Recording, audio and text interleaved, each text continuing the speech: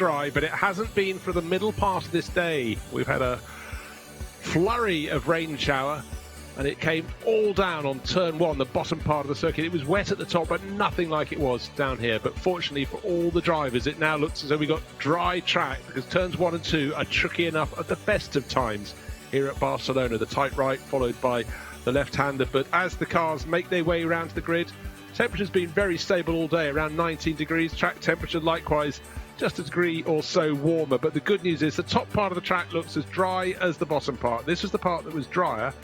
But for all the drivers going around, it doesn't look as though there's going to be any spray on the opening lap of the race. The poor Formula Renault drivers had their moment, but it might be more slippery than one of the drivers from Vincenzo Sospiri Racing quite fancied into turn 5. And that was the driver of number 16. That's Carol Bash, and that is very, very unusual. So, declared a wet race as the cars go round. So it's not flowing with water, but still clearly slightly slippery. And bread of face to Carol Bash, and he's a driver who normally can do no wrong. He normally walks on water, but clearly caught out by a little bit there at turn number 5 and having to be towed out of the gravel. He was due to start at the front end of Pro-Am down in, if I can do the maths, outside the top 10. But let's go down and hear from Dean Stoneman. He's on the grid, and his car with Patrick Kuchler is on pole position. Dean, pole position for you. It's going to be slightly difficult conditions in the fact that the track is rapidly drying out after the last rainstorm we've had.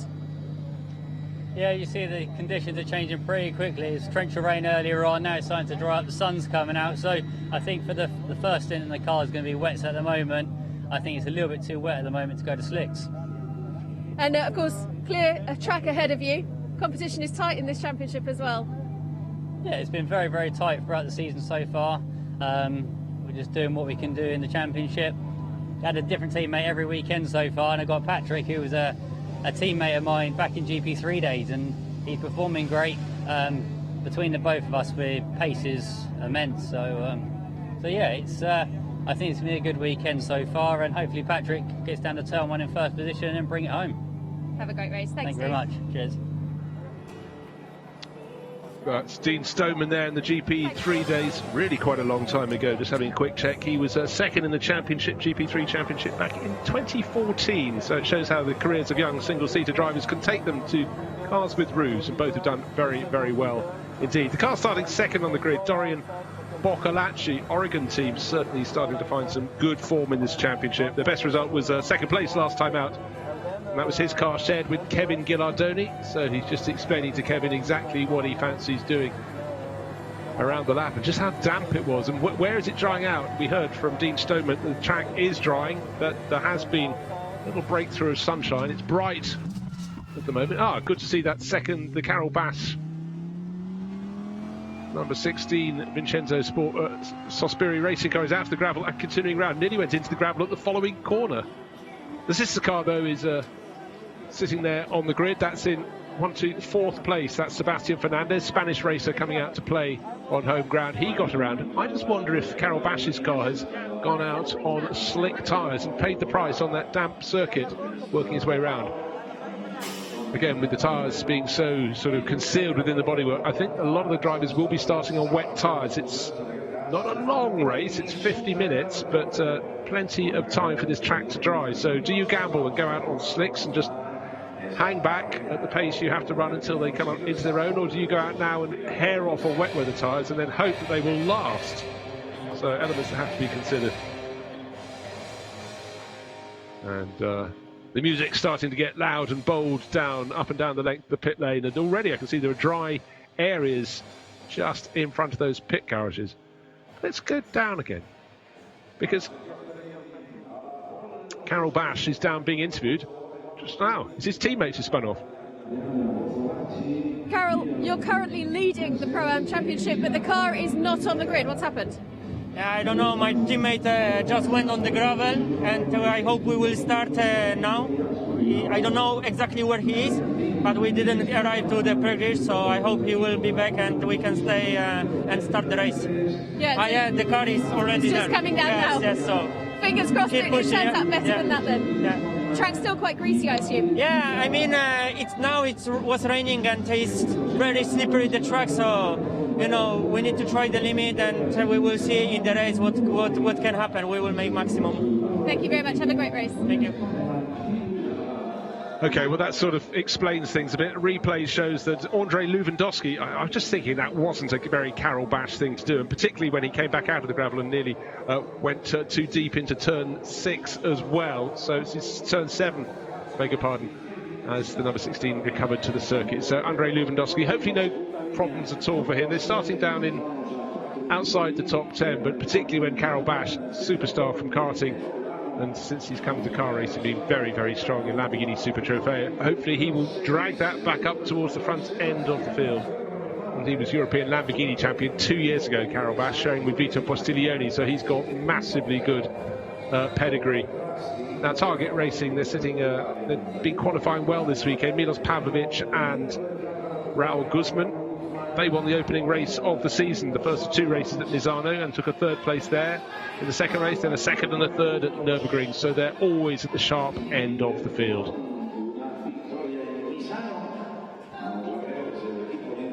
Sebastian Baltazar, car number 7, starts 3rd.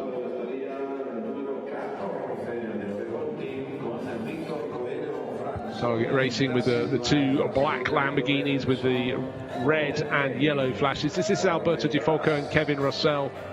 Kevin on board, the Danish racer, and they've been very, very good for Target Racing. Their teammates won the 1st race, they won the 4th race, so the Italian and Danish pairing of Di Folco and Rossell definitely a threat. Max Weering, young Dutch racer, one of the handful who will be doing all of this race. They'll come in, they'll serve that minimum pit stop time and get back out. But for Max, learning as he goes and really starting to impress for Johan Krahn Motorsport.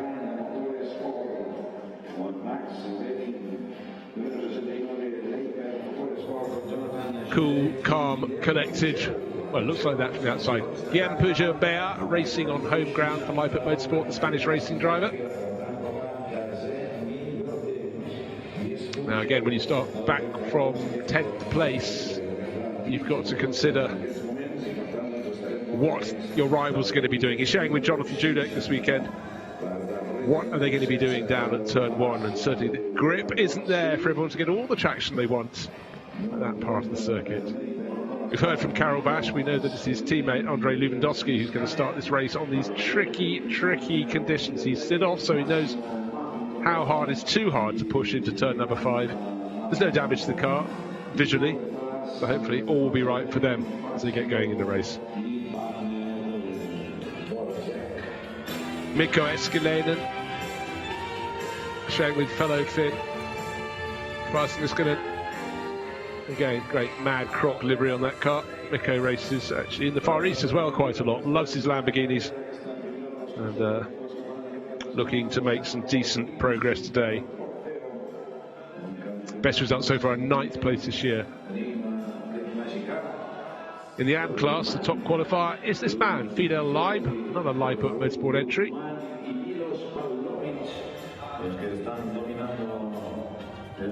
Judging by the livery, we've got Delanta Malamagua back.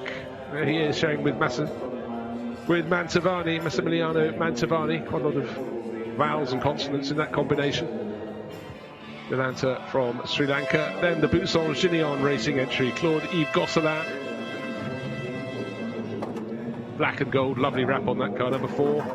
That leaves us the 2 Lamborghini Cup chargers. One you can see, number 22, that's Mikonek Motorsport, that's Libor Dvoracek, and the driver bringing up the rear of the grid, Hans Fabry. So looking from a high angle down in the grandstands opposite the pits, the track looks relatively dry. We'll see how much spray they kick up as they go around their formation lap, but then of course they'll be released to make, in fact we're going to start behind the safety car, probably sensible. So race start under safety car procedure. Turn 1 at the circuit, Catalunya, Barcelona, tricky at the best of times. But it's greasy, so the safety car just starts to trickle out of the shot down towards turn 1. Lights on, this is a wet race. All these messages being put down on the screens and into the ears of the team managers, they have to relay it to their drivers. Riding on board with Jonathan Chicotto, sharing with Patrick Liddy, GSM Racing from third on the grid. Yes, you can see even at low speeds the car's kicking up a bit of spray. Windscreen wipers on. Yes, it really depends the angle at which you take a look across the track surface as to how much water you can see. Just outside the white line at the edge of the circuit, that's where the putting was deepest in turn one. So Patrick Kuchler from Dorian Boccolacci, that is the front row. Finn from Frenchman. Then the Venezuelan Jonathan Chicotto. Spaniard Sebastian Fernandez share row number 2. Milos Pavlovic and Victor Franzoni for the Oregon team come on board this weekend. Sebastian Balthazar, Kevin Russell, they are row number 4, rattling down through all the pro runners. And then we get Max Weering and Guillaume Pujubea, 9th and 10th. And then the top Pro-Am runner, Andrei Lewandowski, that's the car that went sliding off, number 16. It's here to take the start. Mikko Escalane and Madcroc racing alongside. Then Yuri Wagner, Massimiliano Mantovani. Then Claudio Gosselin, Libor Dvoracek, 16th and 15th and 16th, and 17th, and bring up the rear, Dutch racer Hans Fabry, also in the Lamborghini Cup class. So we've got the pros, we've got the Pro-Ams, we've got the Ams, sorry, the top Am, I didn't mention that, Yuri Wagner in 13th place on this grid. 2 races here this weekend, each race 50 minutes. And in the championship, it's Milos Pavlovic and Raul Guzman. Then Dean Stoneman, sort of sorted teammate, so he's second on his own at the moment. Kevin Russell and Alberto Di Folco there share 3rd place. Lewandowski and Carol Bass in 4th, and Kiko Galbiati in 5th place. But Milos Pavlovic and Raul Guzman, their car is starting 5th today, so there'll be 4 cars kicking up the spray in their face. It's a safety car start, so we're going to do 1 lap, 2 laps, who knows how many laps behind the safety car, allowing the drivers to get their sighters in on this circuit, see how much they can dry it out as they go around, well, as near to nose as tail as they possibly can. But still the windscreen wipers on. The real key is when you see the race leading car, once the safety car withdraws, whether it has its windscreen wiper on, because if there's no spray, there's no need for it. But obviously everyone from the leader backwards will be getting a bit of spray.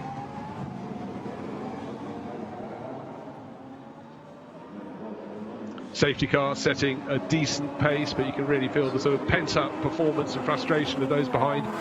They will wait until those lights are extinguished on the safety car and they watch it peel into the entry of the pit lane, and then the driver at the lead of the race can choose when to get on the power. Can't be overtaken by anyone behind before the start-finish line.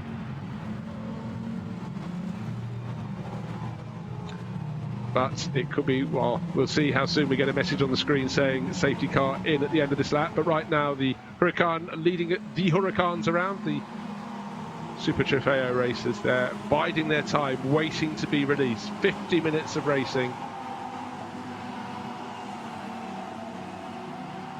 Due to be a rolling start come what may, but it will be a scrambled start, a rolling start after the safety car has withdrawn.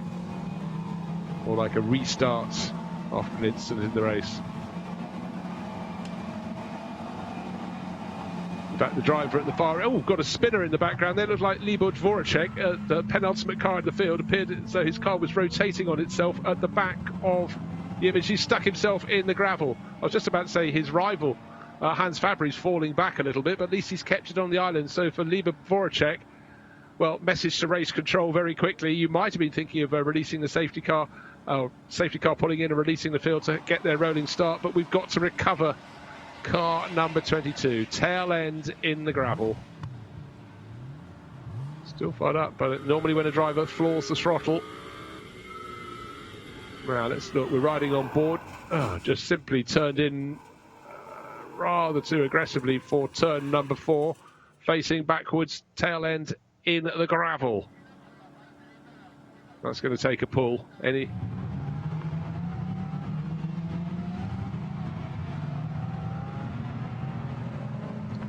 So lights still flashing on the safety car as it leads the field around. Have to wait for that Libor Dvoracek to be pulled out of the gravel at turn 4. That will get up towards that part of the circuit fairly soon.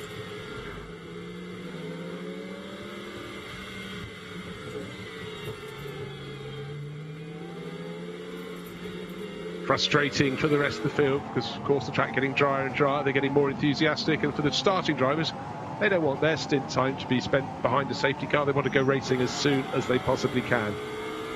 But look, riding on board with Jonathan Cecotto, we're in behind the Oregon team entry of Dorian Boccolacci, and even when it looks like it's not raining that much, still down the start-finish straight, that is where the spray is.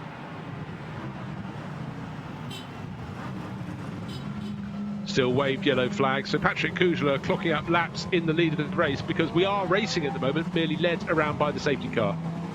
But I don't, yes, just having a little look in the background, which the last car in that train appeared to be Jordi Gosselin. It should be Hans Fabry, but Hans was dropping back a little bit. Maybe I'll check next time around.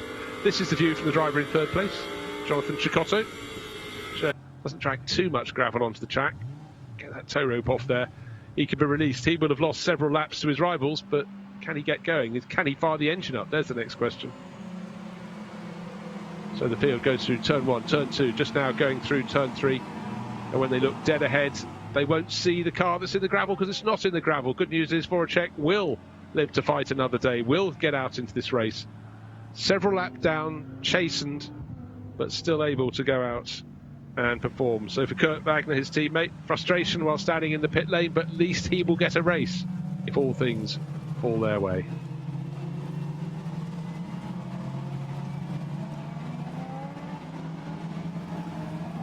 Just to reiterate, this race scheduled for 50 minutes. We knew with the track declared wet that a decision was made. We would start behind a safety car. We'd had a spinner on the way to the grid. That was Andrei Lewandowski. And then just about a lap or so into the start of the race behind the safety car, unfortunately, we had our second spinner. And that was Libor Dvoracek getting it wrong, dropping the car into the gravel at turn number 4. But he's got going again. The field now, what it needs to do is get close to the safety car. Are the lights on? Safety car at the end of this lap, can't see the safety car, just out of our view as we ride with the third place car. Lights are still on, but those lights on the roof of the safety car will go out. That will be the message that Patrick Kujala looking and watching. Kujala now can control the restart. He's got Dorian Boccolacci tucked in behind.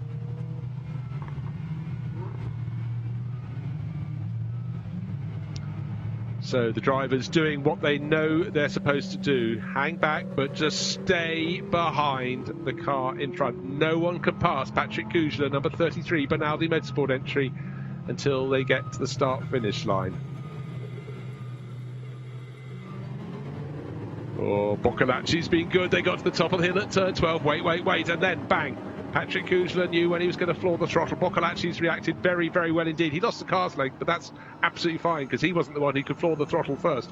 Through the chicane they come. Jonathan Cecotto looking very busy indeed in third place. Oh, Boccolacci running a little bit wide at turn 16, possibly having to come off the power a little bit. That gives an advantage. The person who already had the advantage, the pole starter, to Patrick Kujala. He's got a further advantage, of course. He can put spray in the face of all the drivers behind him and done precisely that. But now they're going to be at racing speed. This track will dry out all the faster.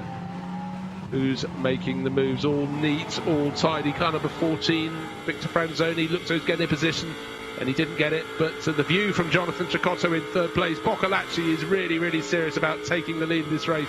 All over the tail of the race leader, Patrick Kujala. Up to turn 4 they go. No space about to be offered, but some about to be grabbed. We're going to have a change of the lead up the inside, but he's going to struggle to get enough traction on the inside line. Patrick Kujala's been there, seen it, done it in a Lamborghini. So he's still in front as they go to turn 5. And being on the outside line often means being in the gravel. This is the battle for first place.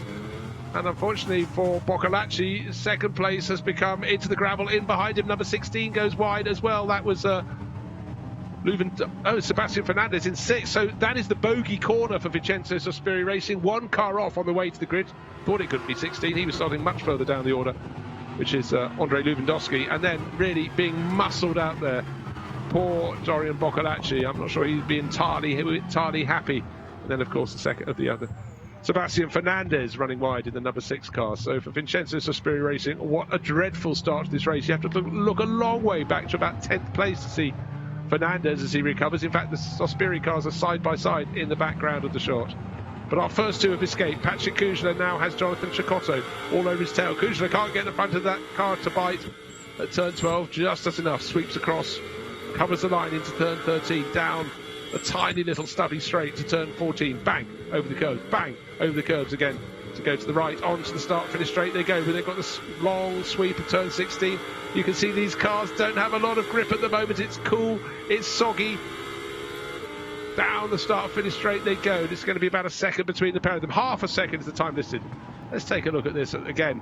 Kujla on the inside, Boccolacci on the outside. Boccolacci in the gravel, and then just fleetingly, moments later, joined in the gravel by number 6. Oh, that was really, really unfortunate there for Sebastian Fernandez on home ground. And instead of becoming a hero, gaining a place or two, he's lost that and more. And looking from behind, if there wasn't contact, it was the next closest thing to contact. Like to quite look at that rear shot again, or the shot taken from behind. But for Jonathan Cecotto, thank you very much, he says. Into second place, and now starting to take a crack and starting to take that tighter line we saw before. Up to turn 4. Turn 5, you do not pass at turn 5 unless someone makes a mistake, but you can get the tighter exit. But then you've got the left-hand kink at turn 6. Here's 6.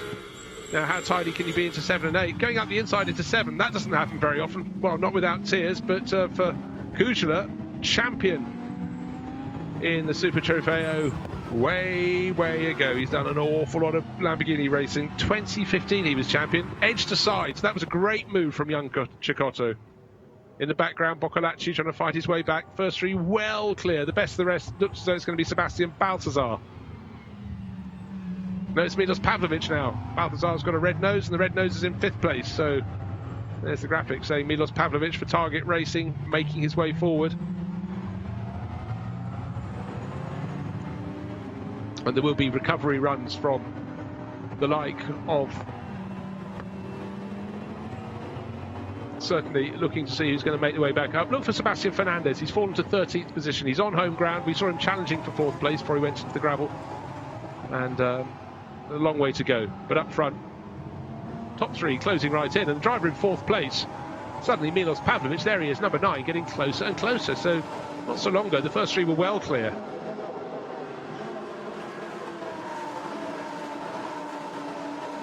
Was it caution? How many of these cars started on wet weather tyres? Look, the windscreen wipers going down into turn 1. There's still spray. But I'm just beginning to wonder if anybody has been brave enough and they've gone out on slick tyres for this first stint of the race. Fastest lap of the race so far belongs to the driver in 3rd place. That's Dorian Boccolacci, the driver who could have been in the lead of the race, but side-by-side contact put him into the gravel at turn number 5, I beg your pardon. 41, that's Milos Pavlovic. He's made his way ahead of Sebastian Balthazar into 4th place. Balthazar not falling away much. He's got Victor Franzoni in the second of the Oregon cars tucked in behind. And behind him, Kevin Russell getting in the mix as well. Russell's already been a winner for Target Racing. So this is battle 4 through to 7. It's Target Racing, Lipert Motorsport, Oregon team, and then Target all over again.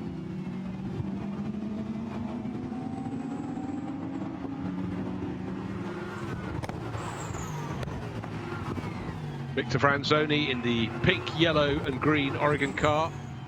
Second of the Oregon cars, we can just see the first one with Dorian Boccolacci, who's running 3rd, going down towards turn 10. Turn 10, this infield straight into turn 10, the double apex left-hander, one of the main passing points at the circuit. With the inside line, you can dive down it, but may not get your braking done. Certainly slipperier. The wider line in is the better one. That's where the drivers go on their racing line. You can see the higher points of the circuit. 12 running along to turn 13. There is a dry line, but go off it. You can just see. You put half a wheel off it, suddenly the cars start kicking up spray.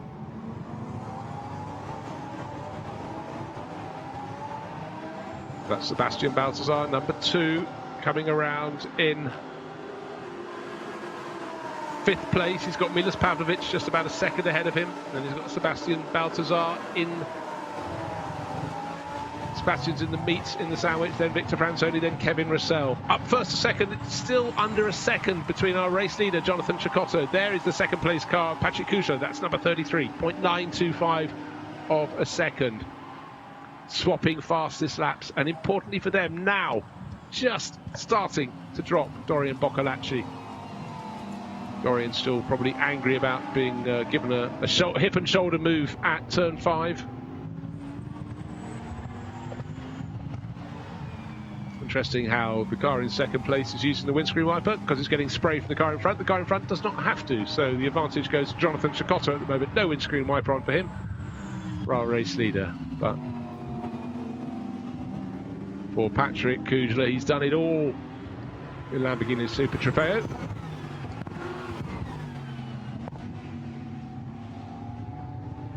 But right now, being relatively cautious, just over half an hour remaining in this race. Track drying all the time, and the drivers don't just do their driving, they must be thinking, right, when we come to the pit stop, shall I radio in and say it's going to be slicks, it's going to be slicks. Mind you, it's always easy to say that on a drying track when you're the driver getting out. This battle for fourth, though, is good. Certainly Milos Pavlovic got to the front of it, but number 2, Sebastian Baltazar, is not letting him get away. If anything, he's closed right in. And Victor Franzoni, the second of the pink-nosed cars from Oregon team, is staying with them as well. Then a very slight gap back to Kevin Russell.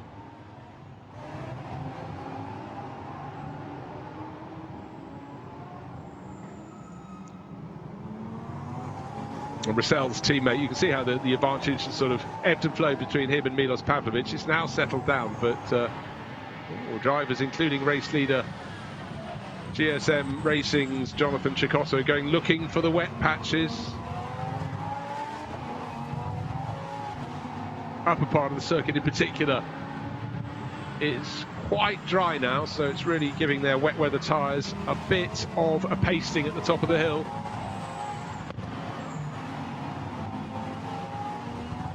Patrick Kuchler, fastest lap in the race. He's closed the advantage of 3/4 of a second or thereabouts to race leader Jonathan Cecotto.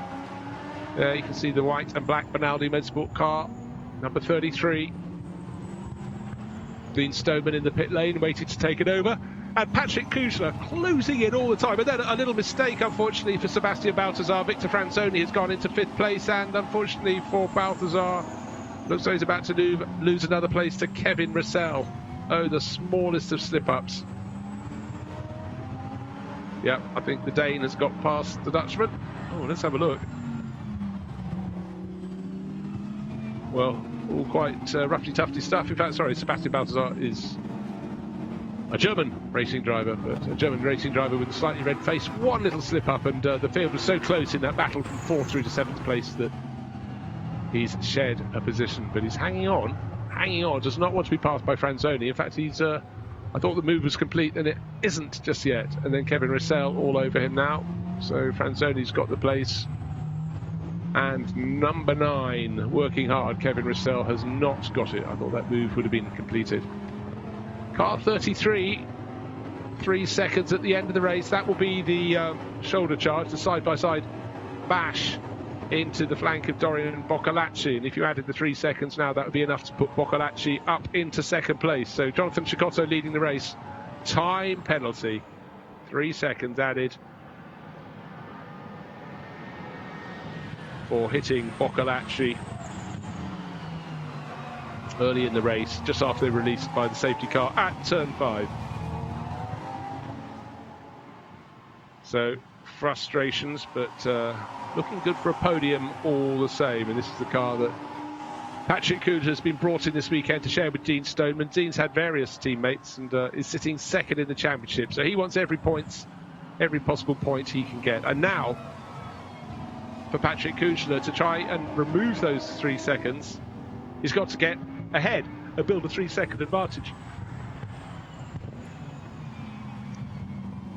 And what you do? Pit window is now open in this 50-minute race. The track is drying. I would suggest you stay out as long as you can, unless you've got wet weather tyres that are really starting to go off as the track dries. I think the track has still got a fair bit of moisture in it, but wait and see how the weather conditions change, because with every passing minute, this track is looking more suitable for slicks, but it's probably wetter than it looks. certainly if you go out over the curbing, that's where you bring more moisture back on the track. First, the pit stoppers. We had Andrei Lewandowski going off before we even got this race properly underway, coming around to the grid, and then a mistake from number 7 running a little bit wide there, and that's our race leader, Jonathan Cecotto. I was about to say that Patrick Kushner has got to get into the lead of this race and then try and build a 3-second advantage to undo the wrong of that contact, the 3-second penalty he's been added to his race time. So he's got to try and get ahead to negate that penalty. Get ahead, he has. Get ahead by 3 seconds, he hasn't done yet, but he's going to try and see what he can do.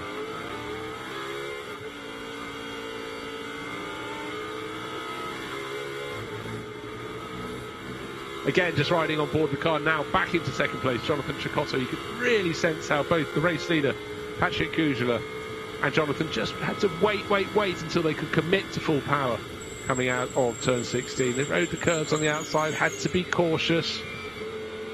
Whenever you go outside the white line that marks the edge of the circuit, you're not uncharted territory, but certainly territory where it's harder to get grip. All sorts of sort of flotsam and jetsam, if you will, tyre rubbish gets pushed to the outside, the water of the going over the curbing. So early pit stops, Carol Bash taking over from Andrei Lewandowski. It was around about 10th position when it came in.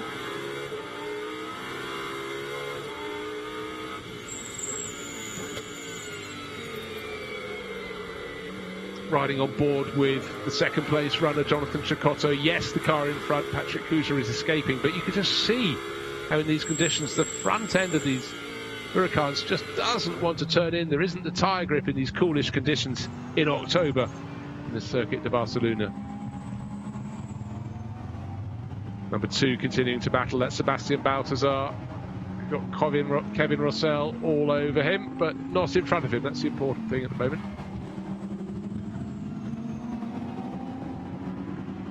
Fighting over 5th position. Milos Pavlovic has got well clear of this battle that just suddenly sorted itself out, and for Kevin Rossell, he's got to get past Balthazar because it's a 5 and a bit second of disadvantage now to Pavlovic. Pavlovic holding down 4th place. Balthazar holding 5th, but being pushed very, very hard indeed.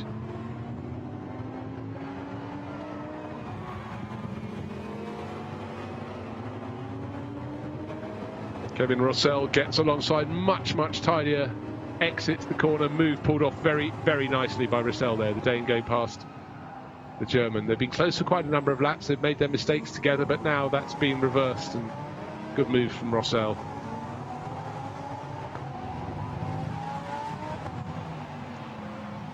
Pit window continues to be open. We've got Jonathan Cecotto in from the lead that became second place, and he came in from that.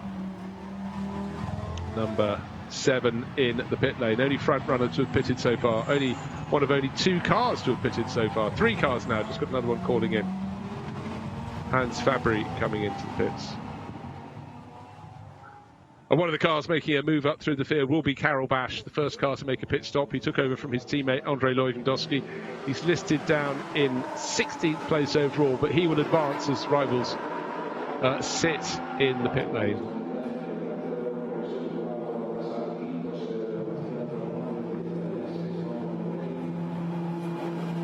Windscreen wipers still on, that's car number 21, that's Fidel Lieb, handing over to Yuri Wagner.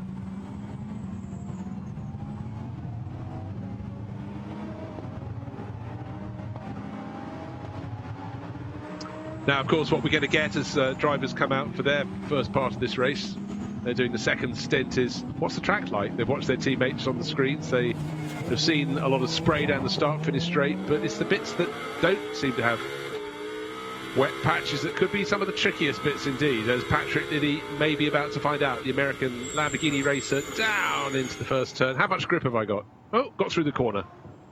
But it's other points on the circuit. It's not uniformly wet or dry, so drivers really will be very, very cautious on these outlaps.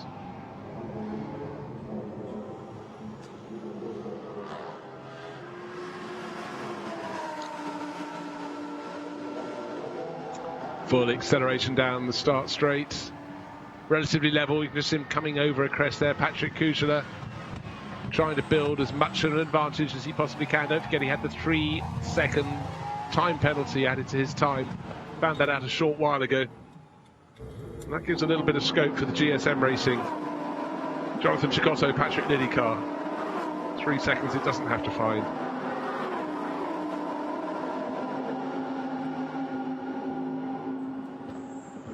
Car 22, Libor Dvoracek sitting in the pit lane. Of course, that was delayed with its little moment of its own when it put it in. He put it in the gravel when they were running behind the safety car at the start of the race. But that will be back out soon. And unfortunately, not Carol Bassett's the sister car has gone for a spin, sitting in the gravel. Sebastian Fernandez racing on his own this weekend on home ground. Started fourth, had one moment when challenging for fourth position early in the race at turn 5, and now another with the tail in the gravel. Oh dear, indeed. So he was probably getting quite close to making his pit stop, and it doesn't get to happen.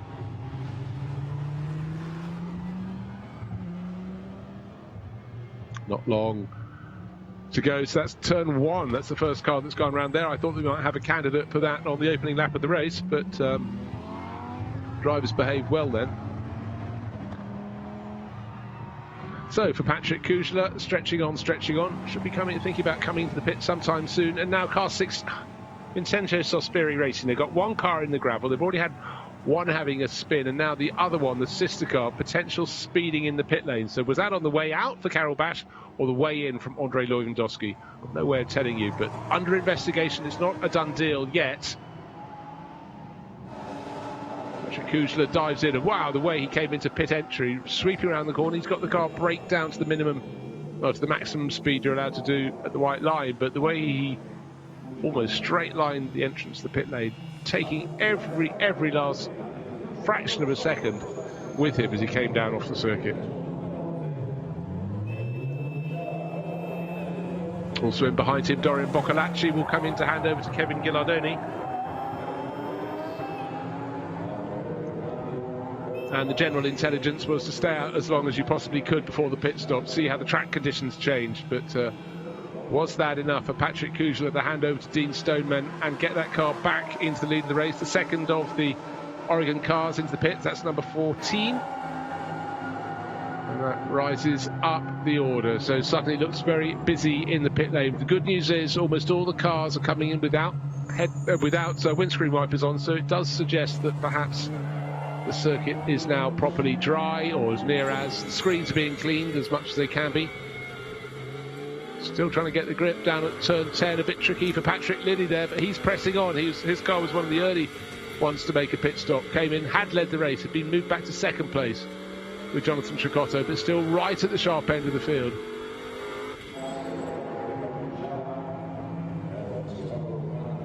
And Liddy moving on. But the car he's going to be challenging has made its pit stop, rumbling up towards the exit. Dean Stoneman going out of the circuit now, taken over from Patrick Kujla. What's in the background? Where is the Patrick Liddy car? Patrick Liddy only now coming onto the start-finish straight, so the last few laps from Patrick Kujla have been very, very good. The first few laps by Patrick Liddy quite conservative, and that has led to a change in terms of the margin between first and second. Don't forget, the lead car has to have 3 seconds removed, well, added to its time.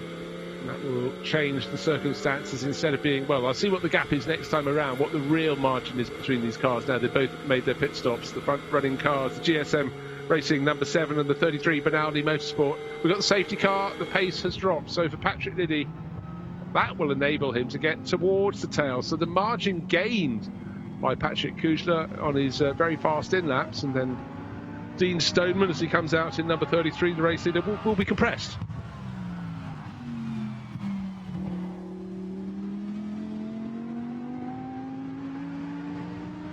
And not only will it be compressed, of course, it does mean that at the end of the race there'll be 3 seconds still being added to Patrick Kujla's car, now driven by Dean Stoneman.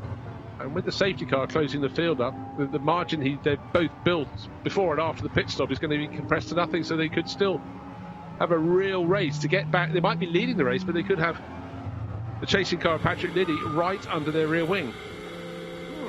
You'll have to do it all over again, but I think Stoneman and Kujla both are more than capable. Kujla's proved to us already champion back in 2015. He knew how to do it, and he broke clear after he got the penalty, or the warning of the penalty, but maybe Dean Stoneman has to make good his escape as well.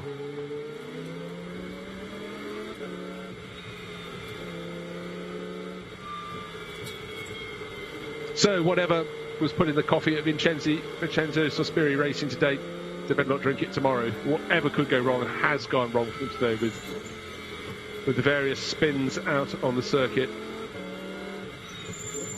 Driver with the most were, of course, was the Mikonek Motorsport car, Libor Dvoracek, at number 22. Stone last, being driven by his teammate now. Libor Dvoracek drove to start with Kurt Wagner at the wheel now. So, out comes the safety car, looking to pick up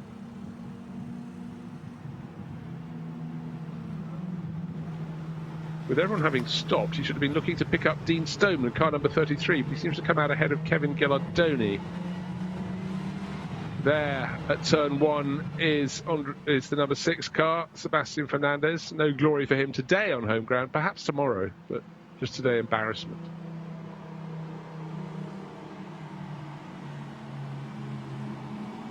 Well, with this second safety car intervention, the first one was at the start of the race. We started behind the safety car. It's Dean Stoneman leading by 15.9 seconds from Kevin Ghilardoni. They've got to shunt this around. And then Patrick Liddy, 10 seconds further back in third place. So it really, really has strung out. But the wrong cars, if you will, being waved through, waiting to pick up the number 33, Benaldi Motorsport entry. Patrick Kujla started it.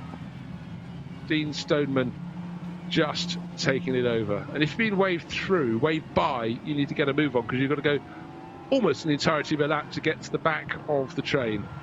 The race leader, number 33, is the one that Lamborghini safety car driver should be looking for.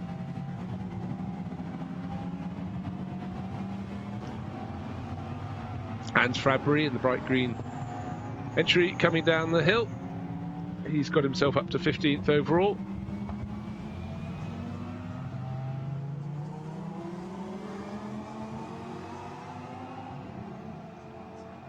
So Dean Stoneman, car number 33, Benaldi Motorsport.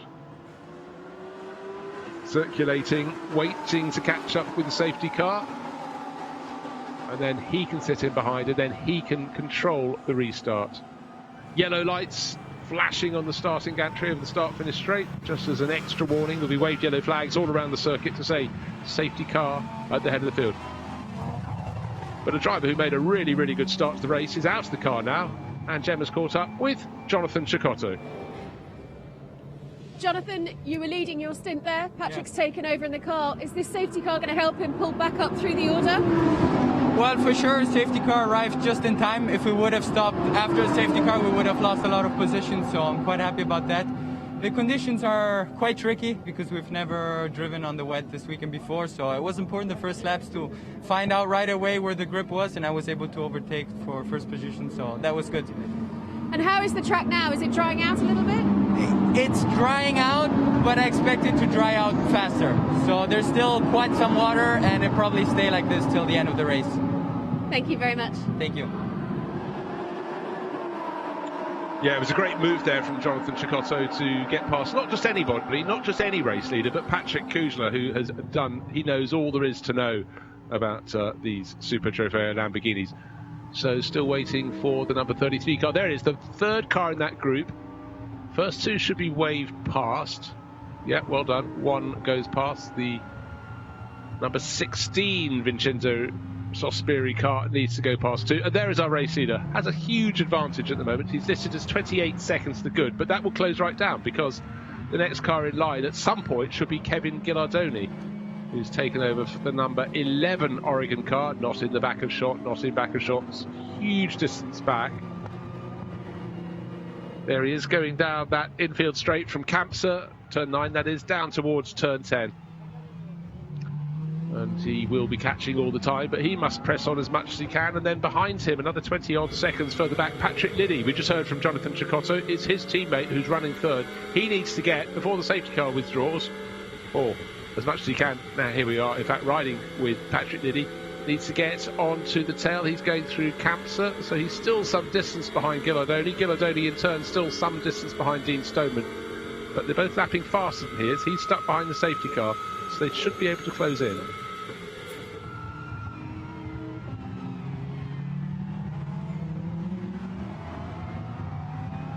It's the job of all the drivers in the train to do their utmost to just keep moving forward when the safety car is there to close the gap, close the gap, close the gap. But the safety car is only out for an amount of time, just, you know, controlled by race control. They don't have to wait until the field is nose to tail. If it is, that's a happy coincidence. But if the safety car feels whatever has to be cleared has been cleared, and we know it's the Vincenzo Sospiri car down in the gravel at turn 1. Sebastian Fernandez put it there.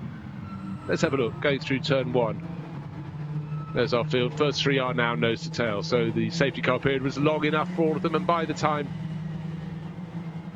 this lap is complete, it may well be the one the safety car withdraws. Expect Raul Guzman to close right in on Patrick Liddy as well. He's running 4th, Alberto Di Folco in 5th, so Target Racing 4th and 5th. So they're not strangers to winning this year, so they'll fancy a bit more than that.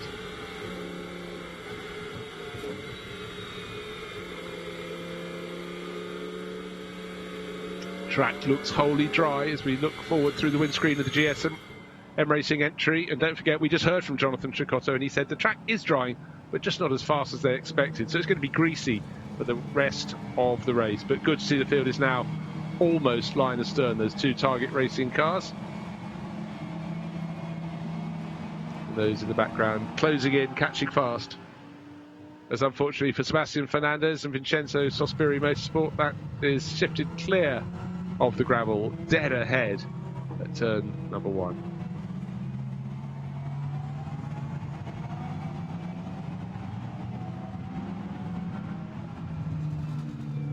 Still waiting for any signals. Just over 10 minutes remaining in this 50-minute race as to when the field is going to be released. But because Fernandez's car has been shifted from turn number 1, it could be as early as the end of this lap. So all eyes on the roof of the safety car, the gantry of lights, the bar of lights on the roof. As long as they're still flashing, the drivers behind know that it's still leading them around. But once they go off, they know that that is going to peel into pit in. And then it's their chance to take the restart of the race, with Dean Stoneman ahead of Kevin Ghilardoni and Patrick Liddy.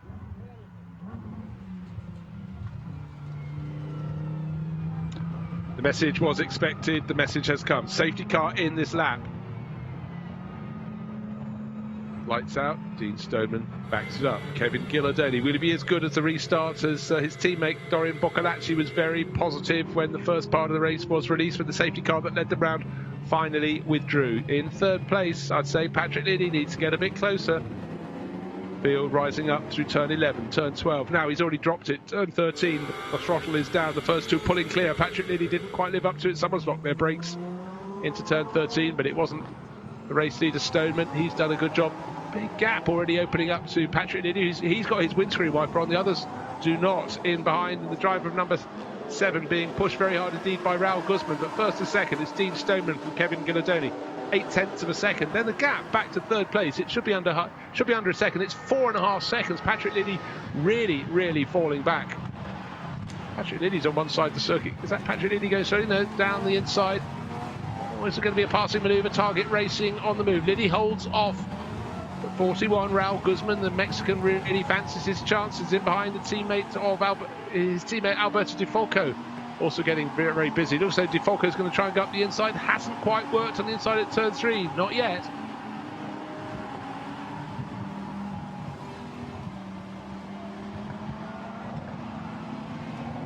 Oh, and Patrick Liddy really not quite enjoying the conditions at the moment. He's tiptoeing around, but Dean Stoneman and Kevin Ghilardoni, they're gone. Lead the race.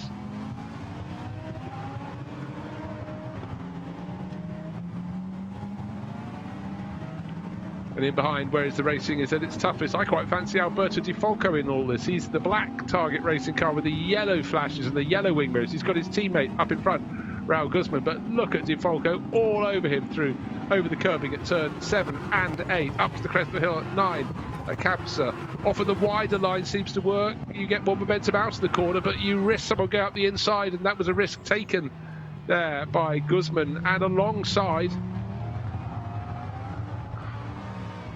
and passed. But can he hold the whole way around the outside of the corner? Alberto Di Falco, he couldn't, got his nose in front.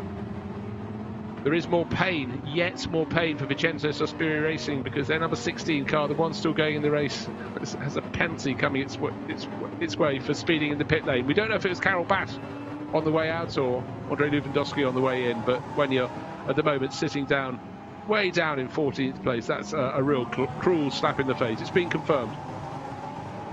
Penalty for the number 16 Pro-Am Vincenzo Sospiri Racing entry. Karel Bass driving it now.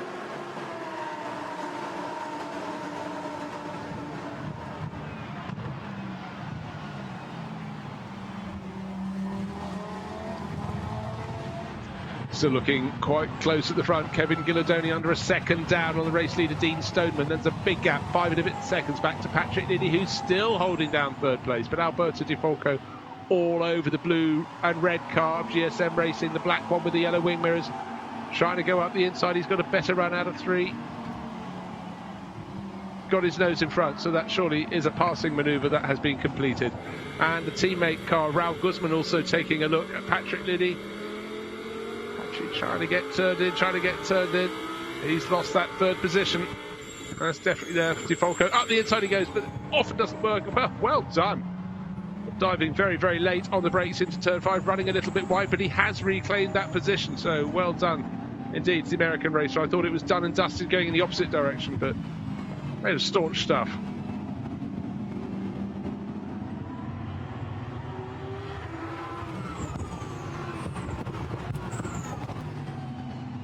And this little battle over second place all along is letting our race first and second place battle get ever further clear. Alberto Di Falco kicking up the dirt down the inside into turn 10. That's robust, but he's made the move. He could be a bit earlier on the brakes. There's no option for Patrick Liddy. He has to be late on the brakes. Muscled out the way, and the move now completed. So third place in the hands of Target Racing with Alberto Di Falco at the wheel, but only just marginally ahead of Patrick Liddy. Look over the shoulder of the cars in third place. You could just see Kevin Gilladoni turning through the final corner in the distance. He'd already gone through the chicane, this chicane. Patrick Liddy waiting, easing, edging, feathering the throttle. First 2 long gone. There they are, first and second. Dean Stoneman, Kevin Gilladoni. 1.3 seconds margin now for the race leader. Then comes next up in line Alberto Di Falco, Patrick Liddy. Just not able to live with him now, and in behind, suddenly getting quite busy.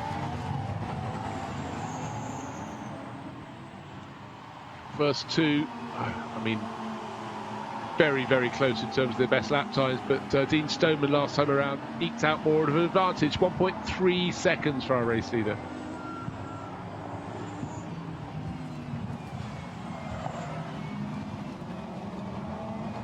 Just looking down to see who's running where in the classes. Top car, it's looking good for Oregon Racing. They've got a car in second place in the hands of Kevin Gilladoni, and the sister car, Lorenzo Bontempelli, at the wheel at the moment, is leading Pro-Am. Am is being led by Yuri Wagner for Leipert Racing. Lamborghini Cup is all Hans Fabry. Don't forget Kurt Wagner got it wrong and put his off, and that took quite a long time to drag it out of the gravel.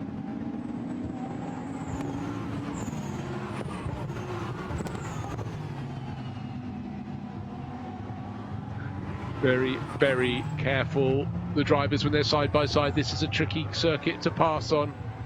Turn 10, end of the infield straight, very much a favourite place, but no one in this battle.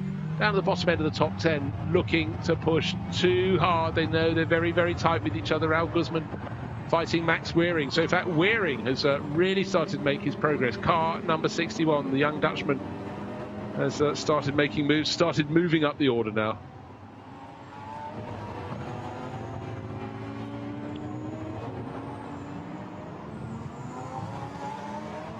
Oregon right in the mix as well. Raul Guzman fighting Lorenzo Bontempelli. Number 14 is Bontempelli.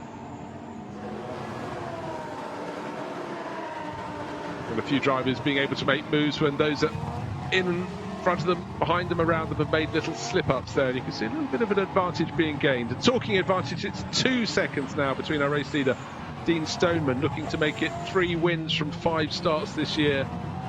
He's really, really taken to the Lamborghini Super Trofeo.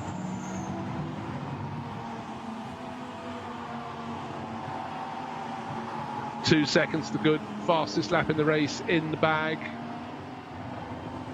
Kevin Guilladoni fights back slightly in second place.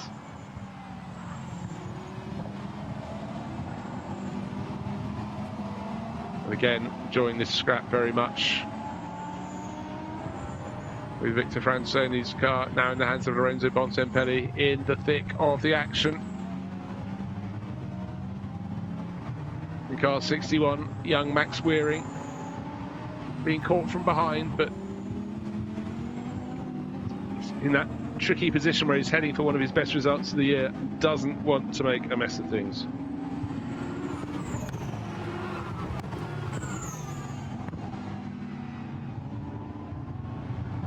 When I say heading for one of his best finishes, it will be his best finish. His best before today for Max Wearing was a 7th. He's heading for 6th at the moment, but with a big gaggle of cars behind, he's got to really watch it. There is Max Wearing just ahead of the number 14 of Lorenzo Bontempelli, who is the top Pro-Am runner here. Max, though, does the entirety of the race. He comes in, serves his pit stop time, no driver change, and goes back out. Oh, the glories of youth. Because as you can see when you look at any footage from around, or particularly onboard footage around the Circuit de Catalunya, is these drivers are working constantly. This is not a relaxing circuit to drive on. So, on to the final lap. This 50-minute race started behind the safety car, and it was Patrick Kujla leading around from pole, waiting for the field to be released. Did a great opening stint, absorbed a time penalty, still leading the race, then handed over to Steve Stoneman. He's had to control it from within. His advantage 2.2 seconds. That's plenty to be going with on this final lap. And there seems to be absolutely nothing that Kevin Guilladoni can do.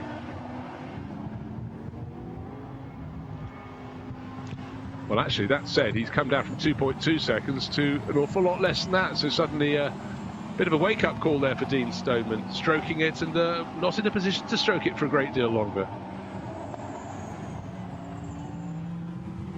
So here we are on the final lap for the number 7 entry, Patrick Liddy. It was started by Jonathan Cecotto, ran second, got into the lead of the race, brought it in second after Patrick Kujla fought back.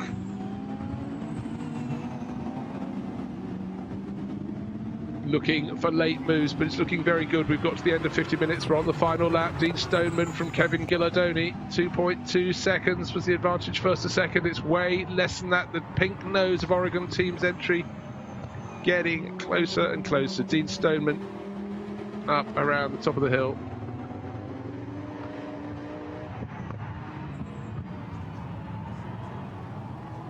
Turn 13 has been a gone. Turn 14 and 15 is fine because the chasing Kevin Guilladoni not close enough to make a move. And so 5 starts will lead to 5 finishes, and that's the 3rd win for Dean Stoneman, and he'll be very pleased with the job his teammate this weekend, Patrick Kujla, did.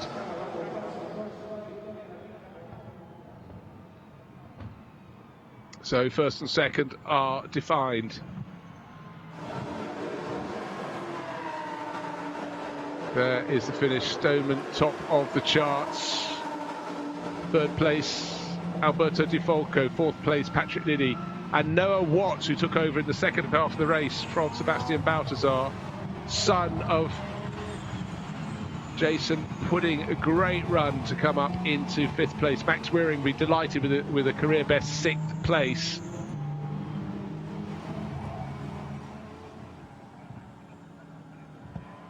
And of course, one thing just struck me, of course, there was that 3-second time penalty that had to be added to Dean Stoneman's car. Patrick Kujla picked that up, and with that applied, that means Kevin Guilladoni takes the victory.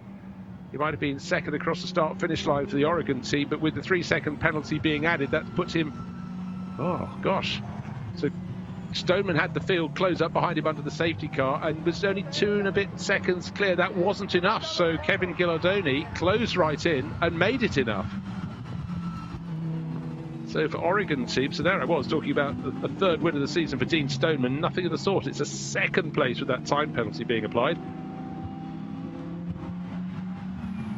And Kevin Gilladoni at the top of my chart, but not yet on the graphic on the screen. But just bear in mind, there was the 3-second time penalty to be added for the shoulder contact at the start of the race that put the Oregon car off into the gravel when it was being driven by Bontempelli.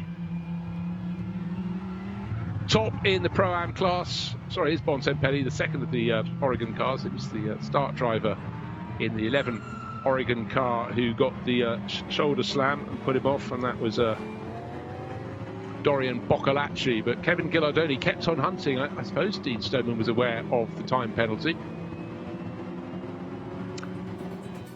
And Carol Bash, by the way, fastest lap of the race, right on the final lap. So Dorian Boccolacci and Kevin Gillardoni crossed the line 0.8 of a second down on the race-leading car of Stoneman and Kuchler, but that turned into victory with that 3-second time penalty. Kevin Russell and Alberto Di Folco, they kept hunting their way forward. Patrick Liddy couldn't hold on to third place, but fourth place still a good run for him, sharing with Jonathan Chicotto. Sebastian Baltazar and new face Noah Watt doing incredibly well to be fifth overall. Max Mirring all on his own, the young Dutchman taking sixth. Top car in Pro-Am, Victor Franzoni and Lorenzo Bontempelli. So great day, first in the Pro-Am class for the Oregon team.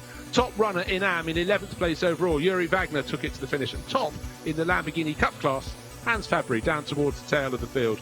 But for Carol Bash, a disaster, ending up only 13th. But a great day for the Oregon team, with that 3-second time penalty making all the difference. And Kevin Gillardoni didn't take no for an answer, kept on pressing, knew what he was chasing after. And on tricky, greasy circuit, wet at the start, but drying all the time, it comes good. Oregon team, I said before the start of the race, were really starting to pick up their pace. And Gillardoni and Boccolacci were second last time out, second to finish this time, but that's good enough for first overall. So well done, says Dorian Boccolacci. Winners' caps, they like those.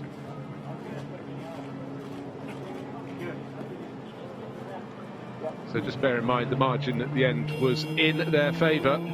2.2 seconds to the good once a 3-second time penalty being added to the race winning car, which is no longer the winning car. It's the car that crossed the line first. But look, the middle of the pack there, two cars from Oregon. The Oregon team, pink, yellow and green. And they've taken overall victory and the victory in the Pro-Am class. And 7th overall, by the way, was the top position. But let's go down to our very happy winning crew of Kevin Gillardoni and Oregon. Fantastic. Congratulations, boys. Well done. It wasn't a win on track, but it certainly was converted with the time penalty that Dean had. Yeah, I think also they deserve even more, because I lost more than 3 seconds when I was side by side with him. He just saw me and just pushed me out, and it's really unfair from him. And I will speak later with him because it's not correct and I don't like. But he did a really good job at the end of the race. And yeah, for all the team, we are new in the championship. It's the first time for both of us and from all the team in this championship, and it's the first win, and I hope it will be a lot more in the future. But thanks a lot, mate. Good job. Kevin, well done. Brought it home. Yeah, it's a pleasure to share the car with Dorian. I'm learning a lot. I left Barcelona 7 years ago here, losing at the last lap the win on the Eurocup Megane Trophy. Coming back and win, it's something special, but we need to thank our team that trusts in us, and our partners, and everybody's helping us. So he did a great job, and when I saw I was catching the guy in front of me and he did the mistakes, I just managed to finish behind him because I knew the penalty. So I'm so happy for everybody helped me to be here. Well done. Congratulations, Thank you. boys. Well done. Our second place drivers are just standing by. Let's bring them on in and have a quick chat if we can. Dean, Patrick, come in and join us. A difficult decision there, the penalty there, and certainly Dorian's not so happy about what happened on that opening stage of the race. I'm sure Patrick can tell you more, but Yes. First lap, wet conditions, I think the penalty was a bit harsh for what happened, but that's racing. And you pushed hard in your stint there as well, Dean. You had a good lead. Yeah, unfortunately the safety car come out, which obviously jeopardised us, but I've done all I could out there, and with wet tyres, the conditions that we're in, the tyres are dropping away, there's only so hard you can push, and it's so easy to make a mistake. As on the last lap, I was at 2.2 seconds, I had to get the gap to 3 seconds, just put a wheel on the grass, which then car 11 got a bit close to me, so unfortunately second position today, but hopefully tomorrow will be better. Yeah, tough call. Patrick, what do you make of that early incident? Well, in any championship it would have been just a normal race incident, but yeah, no further comments. Okay. Thank you, boys. Cheers, thanks.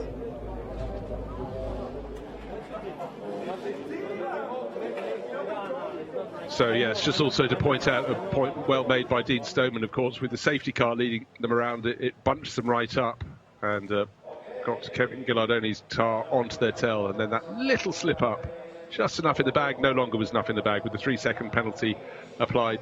Into victory lane came Kevin Gillardoni and Dorian Boccolacci, and I think the message from Dorian was quite clear: well done, mate. It's universal, that sort of language, and great satisfaction. I was just having a quick look to see what Kevin Gillardoni was talking about. His time where he had a mishap here was in the Renault Megane Trophy, where he was racing for a team called Oregon. Same team, 7 years ago. Great bit of continuity there.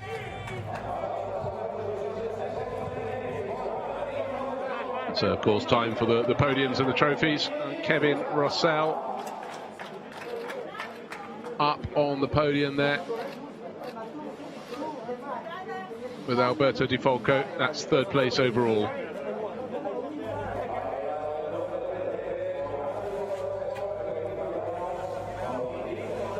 Second place crew, Dean Stoneman going out there with Patrick Kujala. Patrick on the left, Kevin on the right. Expect more wins from them later this year. There's certainly a class act. Well, mind you, Dean seems to rotate his teammates, so you never really know who's going to have alongside him.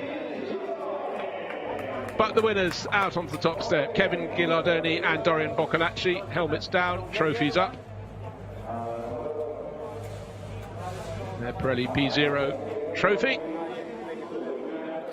for the overall winners in the race, and the race winners trophies as well. So for the Oregon team, very much making moves in the Lamborghini Super Trofeo, and that will have given them a massive fillip. Their best results before this was second place last time out at the Nürburgring, and now that first win, it could do wonders for your confidence, your level of expectation. I mean, really, that was a race for Benaldi Motorsport to lose, and they have lost it. Safety car was a mitigating circumstance. The penalty, I didn't really see anything wrong with that whatsoever, but just a little wheel on the dirt. Quite unkind for Dean Stoneman there, but they will be back.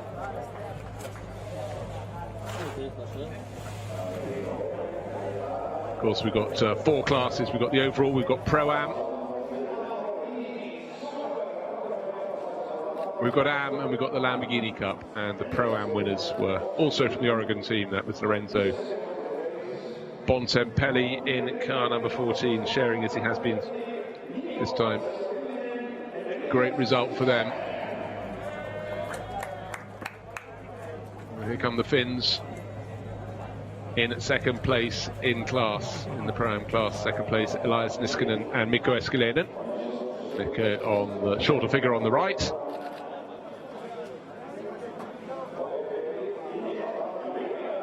And the third place finishers in class should be Karel Bash and Andrei Lewandowski. Fastest lap of the race, right on the final lap for the recovering Karel Bash.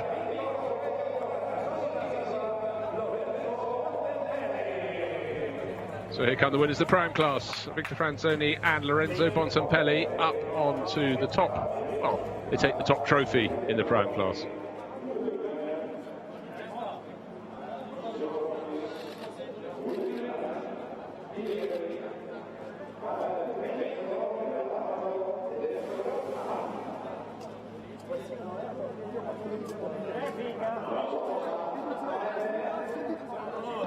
So the drivers have to do it all over again tomorrow. Will it be a dry track? We knew the rain was coming today. It sort of eased just in time to make it slightly less than scary.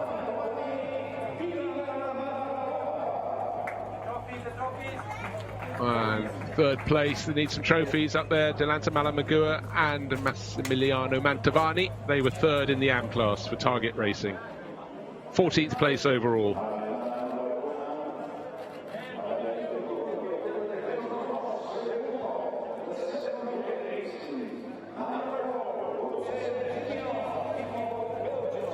Second place in the AM class going to Giuseppe Fascicolo and Claude-Yves Gosselin.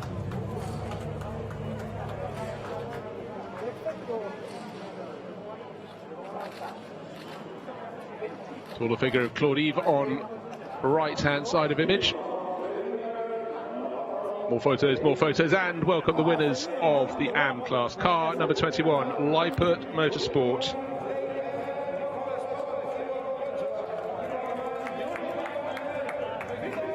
Yuri Wagner and Fidel Live, the German racer. Fast on the track, even faster to take someone else's trophy.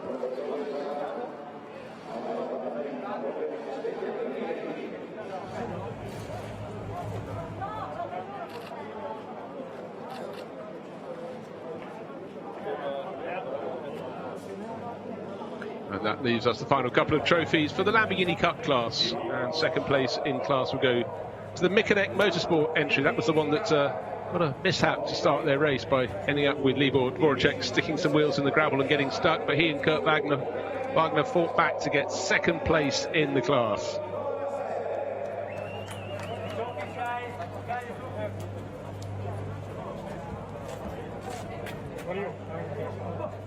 See the silver trophies there for second place in class, and the winner will be next out. Another Wagner, but it'll be Hans Fabry will come out to take victory in the class. Runs on his own for Imperial Racing.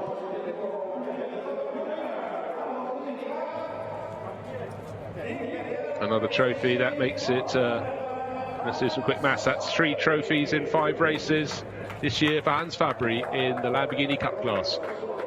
And that will conclude the podium ceremonies for this round, the 5th race of the championship for the European Lamborghini Super Trofeo. And all smiles behind that mask for Hans Fabry there. Job well done. But taking a look back at the start, we started behind the safety car. And then there were moments, there were spins. That was Michanek Motorsport. That was Libor Dvoracek, embarrassingly sticking the rear end into the gravel at turn number 4. That continued the period with the safety car leading the field around. But when eventually the field was released, Patrick Kujala street clear, putting spray in the face of Dorian Boccolacci. There's a move around the outside at turn 5. That the race leading car, Patrick Kujala, a 3-second penalty, and certainly for those behind, more time was lost. Also including number 6 Lamborghini. For them, it just wasn't their day for BS Racing and Sebastian Fernandez. Some great fighting in behind, and Oregon Motorsport coming forward all the time. 2 of their cars picking their way up the order. Just about dry on line, very, very soggy offline and on the curbing, and any driver who went wide paid the price. Number 14, the second of the Lamborghinis from Oregon team. That was the Pro-Am runner, getting it wrong out in the stuff they don't want to be on. And then came the pit stops, an early pit stop from the car that fleetingly led the race. That was Jonathan Chicotto, handed over to Patrick Liddy, and it was still getting a little bit busy. But unfortunately, it wasn't the day of days for Sospiri Motorsport, and that was Sebastian Baltazar, buried in the gravel just as a whole host of cars were coming in to make their pit stop. That was down at turn 1. So for Dean Stoneman, car number 33, being chased down by Kevin Gillardoni, his advantage got whittled down to nothing, and those first 2 got clear of everybody else. And it really was a race between the 2 of them. But we knew there was a 3-second penalty to be added at the end of the race, the time of the Bonaldi Motorsport car. But it looked as everything was done. And then a little mistake right at the end, and the gap came down to nothing. And it was just enough for Kevin Gillardoni to take the first win of the championship for the Oregon team. For Dean Stoneman and Bonaldi Motorsport, we'll have to wait for tomorrow to see if they can make amends.